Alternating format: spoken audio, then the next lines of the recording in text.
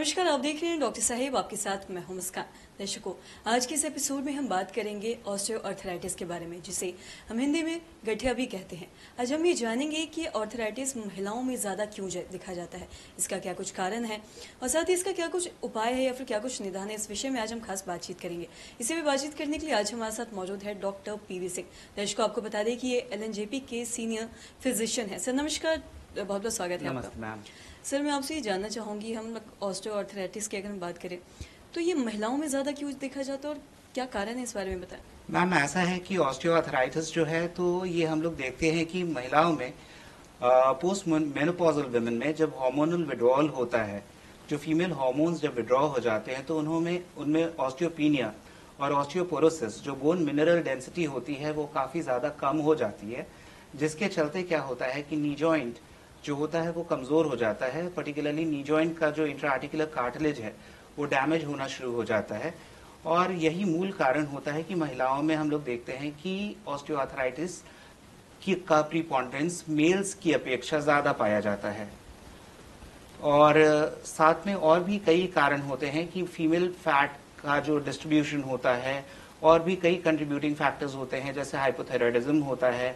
इसीलिए ये सब चीज़ें हम लोग देखते हैं कि महिलाओं में हम लोग देखते हैं कि osteoarthritis, vitamin D deficiency, hypothyroidism, weight gain, these are all the other factors that are responsible, जिसके चलते हम लोग महिलाओं में देखते हैं कि ऑस्टियोआर्थराइटिस ज़्यादा कष्टप्रद होता है। और साथ ही अगर हम ऑर्थराइटिस की अगर हम बात करें तो इसके जो शुरुआती लक्षण हैं वो क्या कुछ हैं? शुरुआती लक्षण में मैम बेसिकली क्या होता है कि दर्द होता है, टेंडनेस होती है, जॉइंट में दर्द होना शुरू होता है, घर्षण होना शुरू होता है। बेसिकली इसकी जब पैथोफिजियोलॉजी होती है, जो इंट्राआर्टिकुलर कार्टिलेज होता है ना, तो कार्टिलेज का जो डैमेज शुरू होता है, तो कार्टिलेज, खाली कार्टिलेज ही नहीं डैमेज होता है, साथ ही साथ क्या होता है कि वहीं का मेनिस्कस जो होता है, और साथ में जो लिगामेंट्स हैं, वहीं के मसल्स हैं, और साथ ही साथ पूरा का पूरा नी जॉइंट, जो largest joint of the body है, वो पूरा ही डिफॉर्म्ड होना शुरू हो जाता है। ये बेसिकली क्या है ना कि ये एक progressive degenerative process of the knee joint है।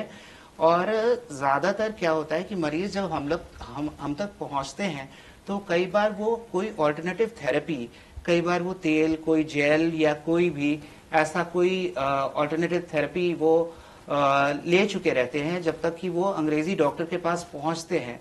और कई बार वो काफी कष्टप्रद स्थिति में रहते हैं, और उनके लिए चलना, चुक्कू मुक्कू बैठना, इंडियन टॉयलेट पे बैठना, ये सब चीज काफी दिक्कत की चीज हो जाती है। सीढ़ी चढ़ना काफी दिक्कत की चीज हो जाती है जब तक वो हमारे तक पहुंचते हैं। तो आशा करते हैं दर्शकों कि आप भी ये समझ पाए होंगे कि आर्थराइटिस होता क्या है और ये महिलाओं में ज़्यादा क्यों देखा जाता है। साथ ही आपने ये भी जाना कि इससे कैसे निदान पा सकते हैं। तो आशा करते हैं दर्शकों की जो तमाम जानकारी है आपके लिए लाभदायक रही हो। तो आज की इस वीडियो में इतना ही। अगर आपने अब तक हमारे चैनल को सब्सक्राइब नहीं किया तो तुरंत कर ले, साथ ही हमारे फेसबुक पेज को लाइक करें। वीडियो देखने के लिए आपका धन्यवाद।